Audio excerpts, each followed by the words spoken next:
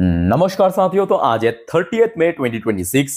दोस्तों, बात करेंगे इस वीडियो में कुछ इंपॉर्टेंट कंपनी की शेयर्स के ऊपर, कुछ इंपॉर्टेंट अपडेट्स या कुछ इंपॉर्टेंट न्यूज़ है। तो चलिए एक एक करके कवर करते हैं। अच्छा, सबसे पहले हम बात करेंगे एचडीएफसी ग्रुप की एक leading company HDFC AMC. Last day share closing दिया था 2681 रुपए पे, लगभग 1.30% ड्रॉप के साथ। अच्छा, बाय द वे दोस्तों, आपको याद होगा कंपनी रिसेंटली जब रिजल्ट आउट किया उसके साथ कंपनी फाइनल डिविडेंड रिकमेंड किया था, और साथ में हमने देखा था, ये भी कह दिया था कि बाद में, मतलब कुछ दिन बाद उसका एक्स डेट कंपनी डिक्लेयर करेगा। सो वो जो 54 रुपीज की फाइनल डिविडेंड कंपनी यहाँ पे रिकमेंड किया था अपने शेयर होल्डर के लिए, जिसका एक्स डेट फिलहाल कंपनी फिक्स कर दिया 5 ऑफ जून 2026 को। यानी आप अगर 4 ऑफ जून, नोट करना, आप अगर 4 ऑफ जून या तो उसके पहले एचडीएफसी एमसी के शेयर खरीदा तो आप एलिजिबल शेयर होल्डर बन जाएंगे ये 54 रुपए फाइनल डिविडेंड पाने के लिए। यानी आपके हाथ में सिर्फ 4 दिन बाकी है। 1 जून मार्केट ओपन होगा, 2 जून, 3 जून और 4 जून, ये 4 दिन में आपको खरीदना है अगर आपको ये डिविडेंड पाना है तो, ठीक है। अच्छा, बाकी बात करें कंपनी लास्ट 1 महीने पे शेयर थोड़ा सा ऊपर नीच, ईयर टिल डेट में भी सेम टू सेम कोई बहुत बड़ा रिकवरी देखने को नहीं मिला। 1 साल पे 12% की रिटर्न्स दिया है, और 5 साल की हॉरिजन पे शेयर एक्चुअली 2022-23 में काफ़ी गिर गया था। उसके बाद, मतलब खास करके 23 के बाद से लेके अगर हम कैलकुलेट करें तो कंपनी अच्छा रिटर्न्स दिया है, ठीक है। तो बीच बीच में जब गिरता है वो कहीं ना कहीं आपके लिए एक अपॉर्चुनिटी है। बट इस क्वार्टर की अगर हम बात करें, कंपनी की रिजल्ट उतना भी बढ़िया नहीं रहा। मार्जिन थोड़ा ड्रॉप होने के कारण कंपनी की प्रॉफिट में इंपैक्ट देखने को मिला। ओके, अच्छा दोस्तों, नेक्स्ट हम बात करेंगे डिफेंस सेक्टर की एक private company solar industry limited. Solar industry की देखिए बात क्या है पता है, देखिए शेयर एक्सपेंसिव है बट कंपनी बहुत तगड़ा कंपनी है। और ये दोस्तों अभी की अपडेट है, यहाँ पे आप देख सकते हो प्रॉपर 30 ऑफ मई 2026 की अपडेट। सोलर इंडस्ट्री को मिला है 1076 करोड़ की ऑर्डर, वो भी बाहर से मिला है। कंपनी ये तो मेंशन नहीं किया इस ऑर्डर की पीडीएफ में कि कहाँ से मिला, कौन सी कंपनी से मिला, कौन सी देश से मिला। सिर्फ कंपनी इतना ही मेंशन किया है कि कंपनी को 1076 करोड़ के आसपास ऑर्डर मिला, और टोटल 3 साल की कंपनी को समय मिला है, मतलब इस ऑर्डर को कंप्लीट करके हैंडओवर करने के लिए, ठीक है। तो ऑब्वियसली बात है, जब बाहर से मिल रहा है तो मतलब क्या, कंपनी को एक्सपोर्ट ऑर्डर मिला है। समझ आ रहा है बात? डोमेस्टिक ऑर्डर मतलब क्या, नॉर्मल रुपी में कंपनी को ऑर्डर मिल रहा है, और बाहर से जब मिलता है तब डॉलर पे मिल रहा है, ठीक है। तो उसका इंपॉर्टेंस जिस वजह से ज्यादा हो जाता है। और कंपनी नो डाउट अच्छी कंपनी भी है, और शेयर देखिए लाइफ टाइम ऐसे बहुत नीचे भी नहीं है। मतलब अगर आप लास्ट 5 ट्रेडिंग सेशन को देखेंगे, शेयर इवन मतलब ड्रॉप ही नहीं हुआ। लास्ट डे थोड़ा बहुत वीक था, 1 महीने पे 17% की रिटर्न दिया। ईयर टिल डेट की बात करें, मतलब सिर्फ इस साल पे 50% का आसपास शेयर चल चुका है। 1 साल की बात करें, शेयर अभी भी, मतलब बीच में बहुत गिर गया था, रिकवर करते करते 13% की रिटर्न में है, और 5 साल पे 1200% के आसपास रिटर्न दिया है। शेयर की जो लाइफ टाइम हाई, ये देख लीजिए, लास्ट डे टच किया 18,874 रुपए पे। अब दोस्तों प्रॉब्लम क्या पता है, रिटेल इन्वेस्टर्स इतना बढ़िया कंपनी क्यों इसके साथ नहीं जाते पता है, प्राइस एक्सपेंसिव। अब ऐसा नहीं कि रिटेल इन्वेस्टर्स खरीद नहीं सकते, खरीद तो सकते हैं, ठीक है। पर प्रॉब्लम क्या है कि उनको थोड़ा कूल भी लगना है, बड़ी इन्वेस्टर्स की तरह मेरे पास 1000 क्वांटिटी, 10,000 क्वांटिटी के चक्कर में खरीदता कहाँ पे पता है, वो जो 5 रुपए वाली शेयर है, वो जो 7 रुपए वाली शेयर है, उसमें देखने काफी कूल लगता है कि मेरे पास 2000 क्वांटिटी की शेयर है। बट हो सकता है कि आपके जो बजट है उसमें ये शेयर 1 ही फीट हो, या ज्यादा से ज्यादा 2-3 फीट हो, बट वो उतना कूल नहीं लगता। समझ आ रहा है ना? बट इस टाइप की कंपनी एक्चुअली अगर आप देखेंगे काम बहुत तगड़ा करता है कंपनी। जैसे कि रिसेंट क्वार्टर आप देखिएगा, अब Q3 को भी उठाइए, डज नॉट मैटर, कंपनी बहुत तगड़ा काम किया।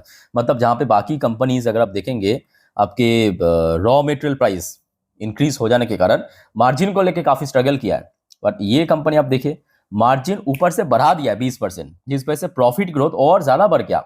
रेवेन्यू जितना इंक्रीज हुआ, प्रॉफिट उससे ज्यादा इंक्रीज हो गया। आई होप कि दोस्तों आपको समझ आ रहा है मेरे बात। अच्छा, अब आ जाइए next important share, Tata power company limited. वैसे तो देखा जाए टाटा पावर की स्ट्रॉन्ग कंपेटिटर अदानी पावर लगातार लाइफ टाइम हाई के बाद हाई टच कर रहा है, but Tata power recently 52 high touch करने के बाद थोड़ा सा करेक्शन देखने को मिला शेयर में। अच्छा, टाटा पावर की तरफ से एक बेहतरीन टारगेट रखा है। टाटा पावर ने डिसाइड किया यूपी यानी उत्तर प्रदेश पे हम और ज्यादा से ज्यादा इंस्टॉल करेंगे, क्या, रूफटॉप सोलर, लगभग 3 लाख के आसपास। और साथ में ये भी डिसाइड किया यूपी में, स्पेसिफिकली यूपी की 12 से 15% मार्केट शेयर हम कैप्चर करेंगे। चलो ठीक है, कंपनी की तरफ से एक अच्छा टारगेट रखा गया और आई होप कि हो जाएगा। कंपनी रेपुटेड कंपनी है, बड़े कंपनी है और लास्ट डे कारोबार भी अच्छा था। ऑलमोस्ट 81-82 लाख के आसपास शेयर ट्रेड हुआ। डिलीवरेबल परसेंटेज भी अच्छा देखने को मिला, 7% के आसपास। ठीक है, तो ओवरऑल बात के ठीक है, अच्छी कंपनी है। पर टाटा ग्रुप में, ये मेरा पर्सनल अनुभव है, एक्सपीरियंस है, मैं कह रहा हूँ, टाटा ग्रुप में ना एक दिक्कत है, मतलब एक आध शेयर के अलावा बाकी जो शेयर, मतलब मोस्ट ऑफ द शेयर जितने भी लिस्टेड है सब स्लो मूवर है, मतलब बहुत धीमी गति से चलता है। अगर आप देखेंगे टाटा पावर की पिछले एक महीने पे, एक साल पे रिटर्न सिर्फ 7% के आसपास। 5 साल की बात करें 300% की रिटर्न यहाँ पे साफ दिख रहा है, ध्यान से देखना। 5 साल पे, लास्ट 5 साल पे 300% की रिटर्न तो दिख रहा है। बट शेयर ये जो बीच बीच में कंसोलिडेट करता है ना, 1 साल 2 साल लगातार, यहीं पे ये एक्चुअली मैक्सिमम इन्वेस्टर्स क्या होता है, फ्रस्ट्रेट होकर निकल जाते हैं। जैसे कि यहाँ पे कंसोलिडेट किया, इस पर्टिकुलर पोर्शन को आप देखिए कंसोलिडेट किया 1 साल 1.5 साल 2 साल ऐसे हॉरिजन पे। इसके पहले भी आप देखेंगे टाटा पावर काफ़ी, ये देखिए 2010 से लेके यहाँ पे तो गिरावट भी हो गया था बहुत ज़्यादा। तो ये कुछ मैं कहूँगा डिसएडवांटेज एंड एडवांटेज है, बाकी अच्छी कंपनी है ऑब्वियसली। अच्छा, एक सरकारी कंपनी आईआरसीटीसी की रिसेंटली रिजल्ट आउट हुआ, बट इस बार रिजल्ट उतना इम्प्रेसिंग नहीं था। और आज दोस्तों यानी 30 मई कंपनी की मैनेजमेंट की तरफ से एक बहुत मतलब वाइटल चीज को पॉइंट आउट किया है। देखिए, भारत की जो एडवांस ट्रेन वंदे भारत या वंदे भारत की जो स्लीपर वर्जन है, उसमें आईआरसीटीसी अपना सर्विस देते हैं, मतलब केटरिंग सर्विस प्रोवाइड करते हैं, अच्छी बात है। तो आईआरसीटीसी ने कहा कि वंदे भारत में हम लोग सर्विस दे रहे हैं, तो जिस वजह से रेवेन्यू तो बढ़ रहा है, रेवेन्यू बढ़ रहा है। अब बात यह है कि उसके साथ हमें टैक्स भी तो देना पड़ता है सरकार को। बात यह है कि जो प्रीमियम कैटेगरी की ट्रेन है ना, वहां पे टैक्स थोड़ा ज्यादा ऐड होता है, सो जिस वजह से हम लोग की मार्जिन इश्यूज हमें देखने को मिल रहा है। एग्जैक्टली यही कहा आईआरसीटीसी से, rising Vande Bharat revenue bring GST cost that weight on catering margin. तो जिस वजह से इंपैक्ट कहां पे पड़ रहा है, मार्जिन पे पड़ रहा है। और ये मतलब सिर्फ आईआरसीटीसी तो अभी मैनेजमेंट ने कहा, पर वो एक्चुअली रियल है। मतलब अगर आप देखेंगे लास्ट क्वार्टर को आप उठा के देखिए, कंपनी की रेवेन्यू 15% भले ही बढ़ गया, बट कंपनी की मार्जिन देखिए 20% 21% श्रिंक कर गया, कम हो गया। और जिसका इंपैक्ट कहां पे देखने को मिला, प्रॉफिट 8-9% ड्रॉप हुआ। अर्निंग पर शेयर ये भी लगभग 8-9% ड्रॉप हो गया। ठीक है, तो ये कंपनी की तरफ से एक इशू को रेस किया गया है। सो लेट्स सी क्या होता है आगे। बाकी ठीक है, मैं कहूंगा जो मोनोपोली कंपनी है, डिविडेंड अच्छा पे करता है। सो अभी अब ये भी तो आप देखिए कि रेलवे स्टॉक्स लास्ट लगभग 2 साल ऑलमोस्ट होने को है, शेयर में मतलब सेक्टरल वाइज कोई बहुत बड़ा हमें मूवमेंट देखने को नहीं मिला। सो ये शेयर भी थोड़ा स्ट्रगल करा है। इमीडिएटली अगर हम बात करें, शेयर लगभग अपना 52 लो पे ही चल रहा है लगभग। ठीक है, सो अगर 500 का लेवल ब्रेक हो गया तो मे बी 490 और ऊपर से 500, मतलब इमीडिएटली सपोर्ट लेवल 500, उसके बाद 490, ये एक सपोर्ट लेवल है। ठीक है, अच्छा नेक्स्ट दोस्तों आ जाइए, थोड़ा सा आईपीओस की जीएमपी को देख लेते हैं। वैसे कुछ नया आईपीओ भी आया है मार्केट में अभी अभी। देखिए, जेनेक्सी एनालिटिक्स 11% की प्रीमियम चल रहा है। सीएमआर ग्रीन टेक्नोलॉजी 14-14.5% की प्रीमियम। मैरिट्रॉनिक्स 61% की प्रीमियम थोड़ा सा बढ़ गया है। अच्छा, ऑरिएट ट्रेड 18.5% के ऊपर प्रीमियम। राजनंदिनी फैशन 11% के ऊपर प्रीमियम चल रहा है। अच्छा, बाकी ऑलमोस्ट लिस्ट हो चुका है, चलो बढ़िया। अच्छा, वैसे दोस्तों आगे बढ़ने से पहले एक छोटा सा रिक्वेस्ट आप सभी को करूंगा, अगर आपको वीडियो भी तक अच्छा लगा, इन्फॉर्मेटिव लगा, प्लीज दोस्तों वीडियो को लाइक करना और प्लीज चैनल को सब्सक्राइब करके जरूर रखना अगर आपने अभी तक नहीं किया तो। और दोस्तों याद रखना, कल संडे छोड़कर परसों यानी मंडे के दिन फिर से मार्केट ओपन होने जा रहा है। सो कल रविवार के दिन जितने भी वीडियो मैं दूंगा आप लोगों के लिए, सब इंपॉर्टेंट अगले हफ्ते के लिए, जैसे कि कौन कौन सी इवेंट अगले हफ्ते, कौन कौन सी इकोनॉमिकल डेटा आउट होगा, कौन कौन सी स्टॉक्स इंपॉर्टेंट है, कौन कौन सी जियोपॉलिटिकल अपडेट आया या शेयर मार्केट से रिलेटेड, सारे जानकारी आपको मिल जाएगा। ठीक है, सिर्फ आप चैनल को फॉलो करते जाइए जो भी मैं वीडियो अपलोड करता हूँ, और चैनल को सब्सक्राइब करके रख दीजिए अगर आपने अभी तक नहीं किया तो। ओके, अच्छा, केन्स की शेयर लास्ट 4 ट्रेडिंग सेशन पे बैक टू बैक ड्रॉप हुआ, मतलब सोमवार से लेकर शुक्रवार तक बैक टू बैक ड्रॉप हुआ। खैर उस बारे में हम बाद में चर्चा करेंगे, पहले न्यूज देखिए। ये आज की खबर है 30 में, केन्स टेक्नोलॉजी इंडिपेंडेंट डायरेक्टर। तो हर एक कंपनी के देखिए कुछ ना कुछ यहाँ पे इंडिपेंडेंट डायरेक्टर होता है। तो केन्स की जो इंडिपेंडेंट डायरेक्टर सडनली रिजाइन कर दिया, और वो 31 मई से मतलब कल से लागू भी हो जाएगा, इफेक्टिव हो जाएगा। ठीक है। सो लेट्स सी इसका कैसा इम्पैक्ट देखने को मिलता है। और बाकी बात करें शेयर प्राइस मूवमेंट की, तो ऑलरेडी आपको मैं 2-3 वीडियो के थ्रू बता चुका हूँ, ठीक है। क्योंकि देखिए सेक्टरल वाइज मैं कहूँगा अच्छी सेक्टर है जिसमें ह्यूज पोटेंशियल है, कंपनी में भी पोटेंशियल है, बट रिसेंटली कंपनी की परफॉर्मेंस थोड़ा सा वीक था, हमने देखा मार्जिन इश्यूज की वजह से और भी कुछ छोटा मोटा इश्यूज है, ठीक है। तो जिस वजह से शेयर में थोड़ा वीकनेस बढ़ सकता है। बट दोस्तों अगर आप टारगेट रखते हो अगले 1 साल 2 साल या 3 साल, मैं कहूँगा क्लियरली अवॉइड कीजिए, क्योंकि केन्स टेक्नोलॉजी, एमटार टेक्नोलॉजी या इस प्रकार की जो कंपनी, कभी कभी होता है कि कंसोलिडेट कर जाते हैं। अगर आप एमटार को ही उठा के देखिए, मैं आपको इसके पहले भी कहा था, आप एमटार को ही उठा के देखिए। एमटार 2000 आई थिंक कि 25 की फर्स्ट हाफ तक रिटर्न मतलब लगभग कंसोलिडेट कर रहा था शेयर सालों साल। अब देखिए लास्ट 1-1.5 साल में कैसे रिटर्न दिया। तो वही बात है कि जब चलेगा 300-400% चल जाएगा, बट जब कंसोलिडेट करेगा, करेक्ट होगा, तब काफ़ी वहाँ पे आपको मतलब वही सबसे क्रिटिकल फेज है, वही सबसे क्रिटिकल फेज है। सो जिस वजह से अगर आपको इसके साथ जाना है तो आप इतना मान के चलिए कि मैं यहाँ पे निवेश करूंगा तो एटलीस्ट 5 से 7 साल दूंगा, बस आग बंद करके, चाहे कुछ भी हो जाए, ओके। अदरवाइज अवॉइड कीजिए। अच्छा नेक्स्ट दोस्तों, कुछ डिफेंस कंपनी के ऊपर अपडेट है। बेल जैसे कि, अच्छा पहले मैं आपको दिखा देता हूँ, यहाँ पे कुछ ब्रोकरेज फर्म की तरफ से कुछ डिफेंस कंपनी यहाँ पे आप देख सकते हो हेडलाइन पे, उसको पीक किया गया है, रेटिंग टारगेट दिया है। मैं आपको फटाफट दिखा देता हूँ।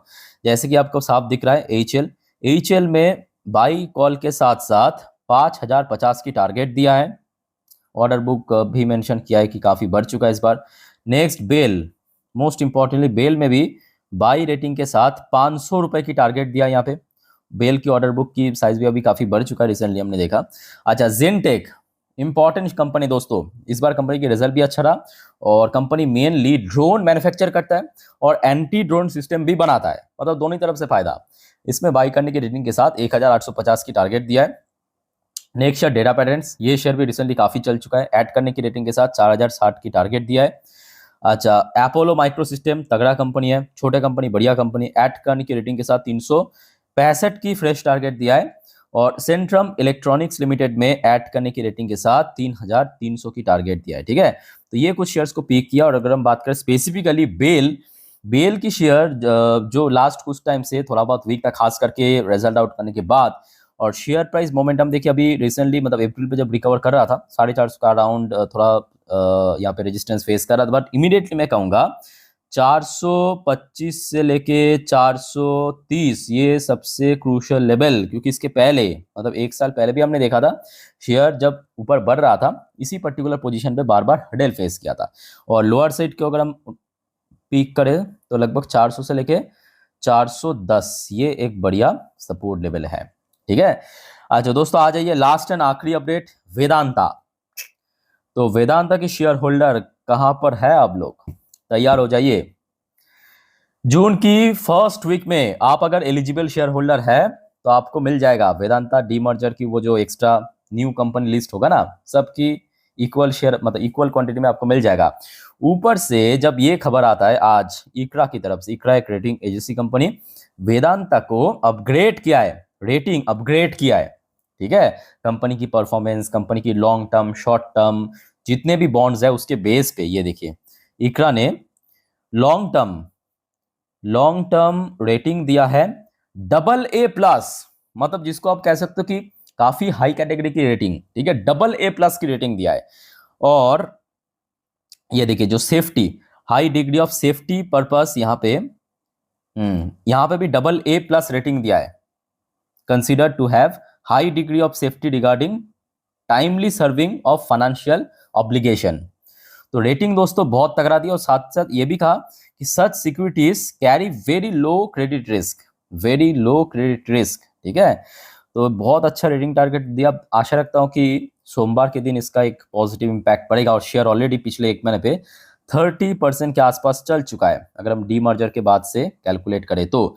सो इमीडिएटली 350 की लेवल सबसे क्रूशियल है और शेयर फिलहाल अपना लाइफ टाइम हाई पे चल रहा है, मतलब 360 के आसपास जो लास्ट डे हिट किया था। इस लेवल को अगर ब्रेक कर लिया तो मे भी शेयर धीरे धीरे करके 400 की तरफ बढ़ सकता है, क्योंकि डीमर्जर हो चुका है ना, शेयर में क्या होगा, एक्स्ट्रा वैल्यूएशन ऐड भी होगा, ओके। और शेयर होल्डर को डेफिनेटली बेनिफिट पहुंचेगी यहाँ पे।